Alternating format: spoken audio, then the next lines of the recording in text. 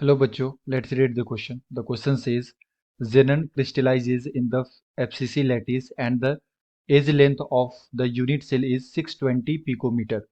The nearest neighbor distance of xenon is 438.5 picometer, 219.25 picometer, 420 picometer, 261.5 picometer. तो question में बच्चों दे रखा है जेनन जो है वो क्रिस्टलाइज हो रहा है एफसीसी लैटिस के अंदर और उसका एज लेंथ हमें दे रखा है 620 पिकोमीटर और हमें बताना है द नियरेस्ट नेबर डिस्टेंस। ठीक है, तो एटम का जो भी एटम्स होंगे जेनन के उसके बीच का नियरेस्ट डिस्टेंस क्या हो सकता है। सो फर्स्ट ऑफ ऑल बात करते हैं बच्चों की कॉन्सेप्ट की concept calculation of nearest distance.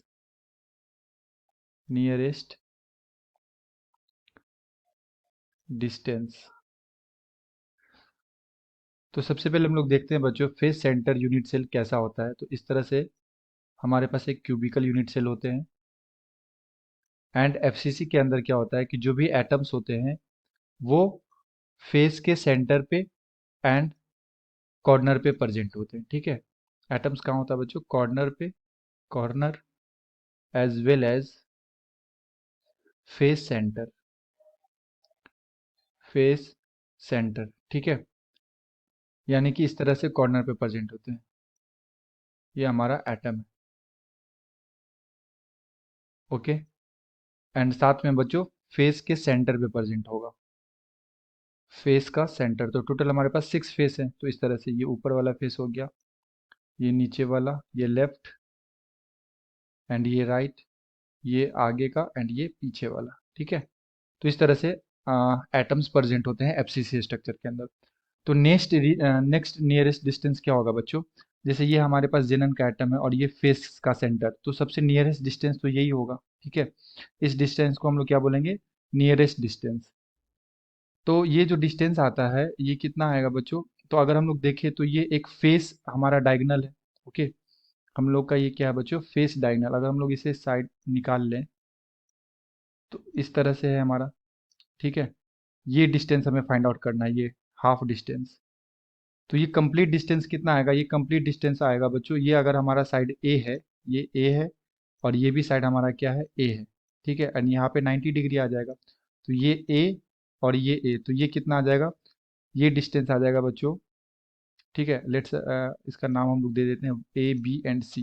ठीक है, तो ए सी डिस्टेंस कितना आ जाएगा, under root A B square plus B C square. ठीक है, यानी कि अंडर रूट ये आ गया हमारे पास ए स्क्वायर प्लस में ए स्क्वायर, तो आ जाएगा under root 2a square.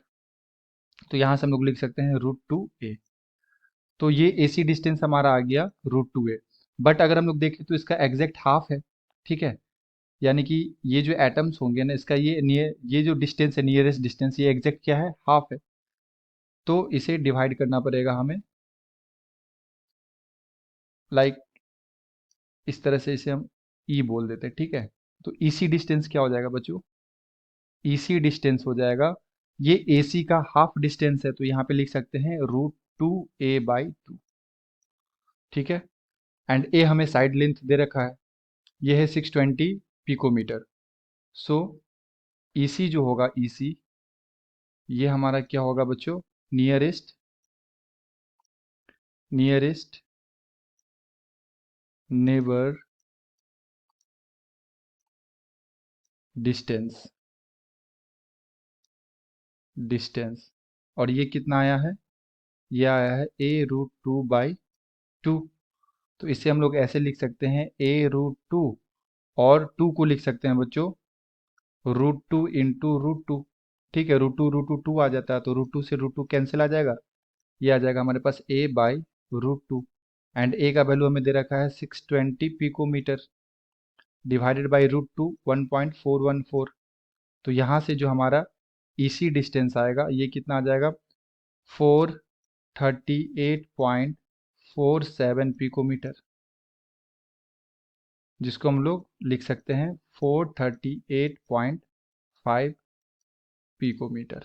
Okay, तो अगर हम लोग यहाँ से ऑप्शंस को मैच करें बच्चों, तो हमारा ऑप्शन फर्स्ट मैच हो रहा है 438.5 picometre, so the correct answer is option A. Hope you have understood it well. Best of luck, thank you.